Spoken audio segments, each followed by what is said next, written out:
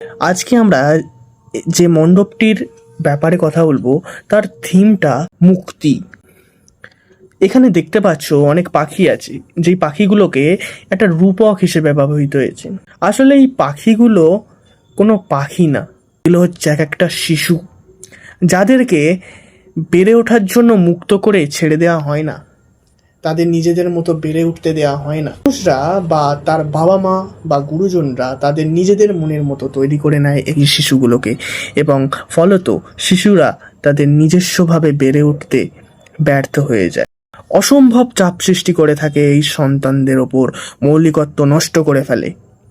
যে যেরকমভাবে বড় হতে চায় তাকে সেরকমভাবেই বড় হতে দেওয়া উচিত, তবেই তার প্রকৃত বিকাশ ঘটবে, তবেই সে মুক্তির স্বাদ পাবে। বর্তমান বছর এই মুক্তি এই শব্দটার মাধ্যমে প্রকৃত শিশু মনের বিকাশের কথা বোঝানো হয়েছে, আর এই প্রকৃতি নিধন থেকে বিরত থেকে পক্ষীকুলকেও মুক্ত দেওয়ার কথা প্রকাশ করা হয়েছে। আমরা দেখে থাকি আমাদের নিজেদের ভালো লাগে বলে অনেক পাখিকে আমরা খাঁচার ভেতর বন্দি করে রেখে দিই, কিন্তু তারা জঙ্গলেই ভালো থাকে, খাঁচায় না।